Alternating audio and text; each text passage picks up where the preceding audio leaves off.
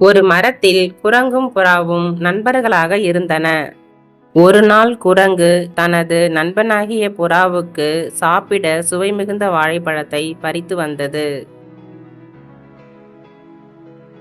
நண்பா வா, நான் வாழைப்பழம் கொண்டு வந்தேன், இருவரும் சாப்பிடுவோம்.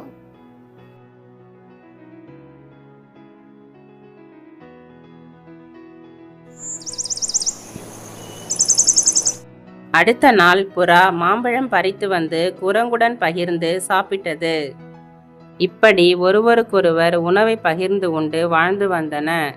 இப்படி இருக்கும்போது ஒரு நாள், நண்பா, நான் வெளியில் சென்று இருவருக்கும் சாப்பிட ஆப்பிள் பழம் எடுத்து வருகிறேன். நீ அதுவரை எனது முட்டைகளை பத்திரமாக பார்த்துக்கொள்.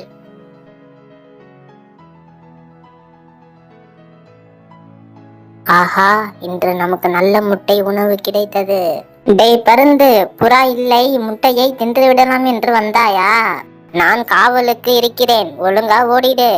உனக்கெல்லாம் நான் பயப்படுவேனா? நான் முட்டையை தின்ன போகிறேன், முடிந்தால் தடுத்துப்பார். பருந்தை அடிக்க அவசரத்துக்கு கையில் ஒன்றும் கிடைக்கவில்லையே, இந்த முட்டையை எடுத்து கொண்டு ஓடிடுவோம். நான் இருக்கும்போது நீ தின்றுவியா? தவறி விழுந்து முட்டை உடைந்து விட்டதே, புறாவுக்கு நான் என்ன பதில் சொல்வேன்? நண்பா, நான் மிகப்பெரிய தவறு செய்து விட்டேன். முட்டையை என்னால் பாதுகாக்க முடியவில்லை, மன்னித்து விடு நண்பா. முட்டையை விடு, கீழே விழுந்ததில் உனக்கு ஏதாவது அடிபட்டு விட்டதா என்று புறா கேட்டதும் நண்பனின் நட்பை நினைத்து குரங்குக்கு ஆனந்த கண்ணீர் வந்தது.